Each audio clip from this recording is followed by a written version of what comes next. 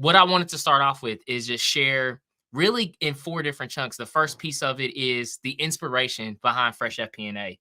And this goes back after spending, I would say, 2 decades in accounting, finance, and FP&A leadership.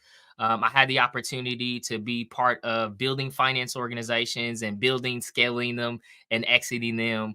I was coming off of actually closing out an acquisition for a international marketing platform company. It was the largest acquisition that I was ever a part of. And I found myself in like coming outside of that. I stayed over for a year to help with the post-merger integrations of both the companies. And then I found myself at another software company. And this is, this is a artificial intelligence and machine learning company. I was super excited about it. They just raised their Series B. And I was coming in. I'm like, great, here's another software company. Here's the ability to be able to scale, grow, exit it. And it was right before the boom of ChatGPT and all the LMS tools like the ChatGPT, the Geminis, the Claude, the Perplexities, and all those different tools. And I was really excited about the opportunity. And I came on board, and I never forget like the first moments of coming inside the organization, I knew something was different.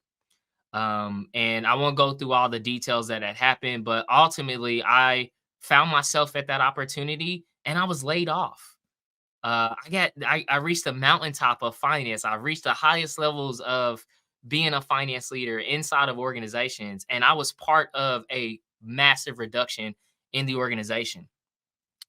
And I found myself at this fork in the road in my career, right? And I'm being honest with everybody. I was struggling. Like I didn't know like what my next step was. I was like, do I continue to go after these finance leader roles? Do I continue to go after CFO level roles? But I'm gonna be honest with you. I had this calling on me, and I'll never forget the moment that I had this just I can't. It's hard to explain. Like going back to that moment, I can feel it, but I'm struggling to find the actual emotions of how I felt during this time of like, man, this is a time to take a leap of faith. And when I got to that, I realized like two things that I knew. The first thing that I really realized is I knew what it took to shape, scale, and transform finance organizations. I've been doing that most of my career. I know the good, the bad, the ugly, and I made a lot of mistakes, and I knew that piece of it. The second thing that really spurred me in this inspiration side was I felt like there needed to be a fresh perspective brought to finance.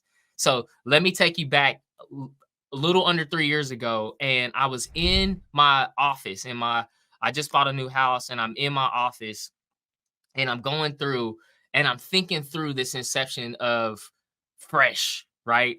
And I'll never forget, like honest story. I send a message to my sister. I send a message to my nephew. I send a message to my two best friends. I send a message to my mentors.